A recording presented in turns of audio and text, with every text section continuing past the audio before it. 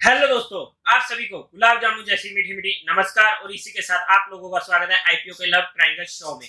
Back to back IPOs और back to back IPOs की reviews की वीडियो, तो जुड़े रहिएगा हमारे चैनल के साथ ताकि आप लोगों के साथ बाकी आईपीओस की रिव्यू की वीडियो आप लोगों को जल्दी से जल्दी मिलती रहे। आज हम जिस कंपनी के बारे में पूरी की पूरी डिटेल में जानने वाले, जिस कंपनी का हम कच्चा चिट्ठा खोलने जा रहे हैं, वो कंपनी होने वाली है अवांस होल्डिंग। जहां पर ये कंपनी लेके आ रही है अपना आईपीओ, जिसके बारे में हम आज आप लोगों के साथ पूरी की पूरी डिटेल में डिस्कस करने वाले। कंपनी काम क्या करती है, कंपनी के फाइनेंशियल्स क्या रहने वाले हैं, कंपनी के पॉजिटिव्स नेगेटिव्स और कंपनी का टाइम टेबल क्या रहने वाला है। इसके बाद कंपनी कौन से ऑब्जेक्टिव के साथ स्टॉक मार्केट में आ रही है और उस ऑब्जेक्टिव को पूरा करने के लिए कौन सी वैल्यूएशन पर आ रही है, और एट लास्ट में इसमें मेरा पर्सनल ओपिनियन क्या रहने वाला है, मेरा पर्सनल डिसीजन जो आपको क्लियर एंड सिंपल वर्ड्स में मिलने वाला है इस आईपीओ के लास्ट में।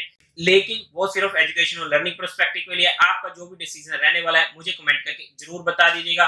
और साथ ही साथ किसी भी आईपीओ को अप्लाई करने से पहले ना उस आईपीओ को स्टडी करना जरूरी हो जाता है। इसीलिए हम आप लोगों के साथ ये आईपीओ की रिव्यू की वीडियो लेके आते हैं ताकि आप उसे देखो और फिर उस आईपीओ के वीडियो में जो चीजें आप लोगों के साथ डिस्कस किए उसको समझो और फिर ही उस आईपीओ को अप्लाई करने की कोशिश करो। बिना किसी भी कंपनी के बारे में सोचे समझे हम जब आईपीओ अप्लाई करते थे तो वहां पर हमारे पास काफी दिक्कतें आ जाती हैं। For example Paytm, for example LIC, ऐसे कुछ महान हस्तियों के नाम हमारे पास हैं।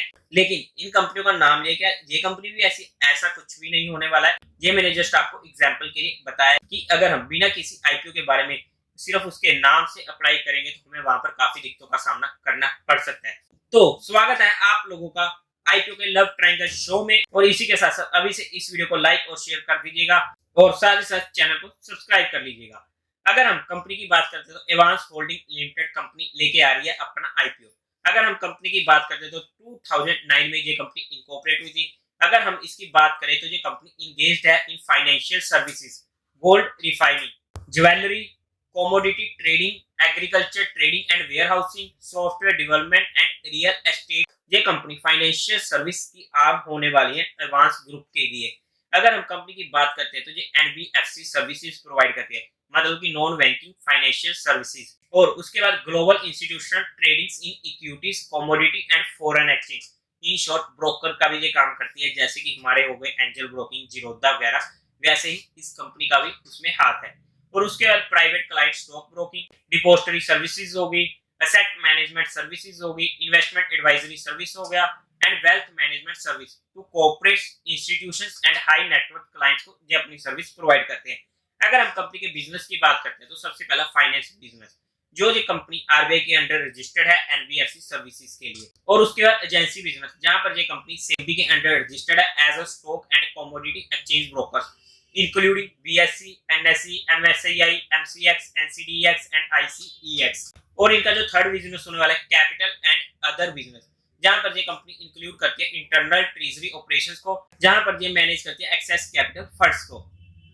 बट दिक्कत की बात करें ना, कंपनी का बिजनेस अच्छा खासा डाइवर्सिफाइड है, लेकिन किसी भी बिजनेस में ये लीडरशिप नहीं है, जो इस कंपनी के लिए नेगेटिव पॉइंट हो जाता है, जो हम इसके फाइनेंशियल्स में भी देखने को मिलेगा, जो हम बाद में डिस्कस करने वाले हैं। कंपनी अपना सारा बिजनेस अपनी 17 सब्सिडरीज के अंडर ऑपरेट करती है। और इसी के साथ साथ ये कंपनी का 6 कंट्रीज में भी अपना बिजनेस रहने वाला है। अगर हम कंट्रीज की बात करते हैं तो UK, UAE, China, Mauritius and India, और इसी के साथ साथ हांगकांग, इन कंट्रीज में भी इनका एक्टिव बिजनेस होने वाला है। इसके बाद अगर हम कंपनी के पोस्टिंग की बात करते हैं तो सबसे पहला इनके पास इंटीग्रेटेड फाइनेंशियल सर्विस प्लेटफॉर्म है। दूसरा, strong human capital and organisation culture इनके पास होने वाला है। Third, global exposure providing innovative financial products, और इसी के साथ साथ स्ट्रॉन्ग रिलेशनशिप होने वाला इनका क्लाइंट्स और मार्केट पार्टिसिपेंट्स के साथ। और लास्ट, स्टैंडर्डाइज्ड ऑपरेटिंग प्रोसीजर इनके पास होने वाले और टेक्नोलॉजी का एफिशिएंट यूज ये कंपनी करती है अपने प्लेटफॉर्म पे। और अगर अब हम कंपनी के फाइनेंशियल्स की बात करते हैं तो कंपनी के फाइनेंशियल्स में हमें काफी ज्यादा दिक्कतें देखने को मिली हैं। अगर हम टोटल एसेट की बात करते हैं तो 31 मार्च 2020 में 1200 करोड़ के एसेट्स हमें देखने को मिले हैं। 31 मार्च 2020 में 1181 करोड़, और उसके बाद 31 मार्च 2022 में 1168 करोड़। अगर हम लेटेस्ट 6 मंथ की देखते हैं 31 अगस्त 2022 तक, तो 1230 करोड़ एसेट्स में हमें इंक्रीज देखने को नहीं मिला है, जो हमारे लिए एक नेगेटिव पॉइंट हो जाता है। और इसके बाद टोटल रेवेन्यू 31 मार्च 2020 में थे 2770 करोड़। 31 मार्च 2021 में 1331 करोड़, जहां पर इनके वैल्यू 60% से भी ज्यादा से कम हुए। अगर हम 31 मार्च 2022 में देखते हैं तो 646 करोड़ के, और जहां पर वो फिर से 50% का हमें डिक्रीज देखने को मिला एज कंपेयर टू 2021। अगर हम लेटेस्ट 6 मंथ की बात करते हैं तो 288 करोड़ के हमें जहां पर टोटल रेवेन्यू देखने को मिले। टोटल रेवेन्यू काफी ज्यादा गिर रहा है, जो इस कंपनी का सबसे मेजर नेगेटिव पॉइंट होने वाला है। और अगर हम प्रॉफिट आफ्टर टैक्स की बात करते हैं तो प्रॉफिट आफ्टर टैक्स 31 मार्च 2020 में 39 करोड़ का, 31 मार्च 2021 में 45 करोड़ का, और 31 मार्च 2022 में 62 करोड़ का, जहां पर हमें प्रॉफिट आफ्टर टैक्स में इंक्रीज होते हुए मिला है, जिसका मेन रीजन था टोटल बोरिंग्स का कम होना। और उसके बाद अगर हम लेटेस्ट 6 मंथ की बात करते हैं तो 30 करोड़ का हमें जहां पर प्रॉफिट देखने को मिला एज ऑफ 31 अगस्त 2022 में। अगर हम नेटवर्थ की बात करते हैं तो 500 करोड़ से जो 31 मार्च 2020 में थी वो आ चुके हैं 678 करोड़ तक एज ऑफ 31 अगस्त 2022 में।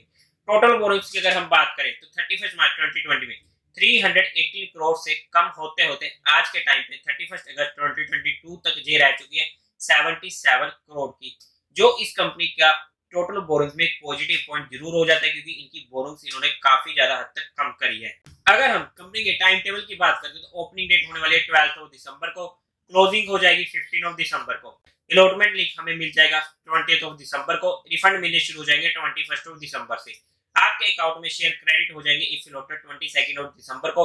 इसकी टेंटेटिव लिस्टिंग डेट रहने वाली है 23 दिसंबर को। अगर हम आईपीओ के लॉट साइज की बात करते हैं तो 55 शेयर्स का एक लॉट होने वाला है, जिसकी अमाउंट हमें पड़ने वाली है 40,850 रुपीज। अगर हम एचएनआई में बात करते हैं तो स्मॉल एचएनआई के लिए 14 लॉट्स हमें मिनिमम अप्लाई करने पड़ेंगे, जहां पर हमारे पास स्टॉक्स की क्वांटिटी हो जाएगी 770, और उसके बाद उसकी टोटल अमाउंट पड़ जाएगी 2,07,900 रुपीज। अगर हम बिग एचएनआई की बात करें तो मिनिमम लॉट्स हो जाएंगे 68, क्वांटिटी हो जाएगी 3740 की, और अमाउंट हो जाएगी 10,09,800 रुपीज। अगर हम प्रमोटर होल्डिंग की बात करते हैं तो प्री इशू रहने वाला था 97.42% का, और पोस्ट इशू रह जाएगा 72% का। इसके बाद अगर हम कंपनी की कुछ और डिटेल्स की बात करते हैं तो 2 रुपीज पर शेयर का फेस वैल्यू रहने वाला है। प्राइस बैंड की बात करते हैं तो 256 से 270 रुपीज का होने वाला है। अगर हम इशू साइज की बात करते हैं तो 345 करोड़ का होने वाला है, जो हमारे लिए एक पॉजिटिव पॉइंट आ जाता है, क्योंकि आईपीओ का साइज काफी छोटा है, और जनरली जब छोटे आईपीओ आते हैं अगर उनमें डिमांड अच्छी आ जाए तो वहां पर हमें अच्छा एक पॉजिटिव रिस्पॉन्स देखने को मिल जाता है।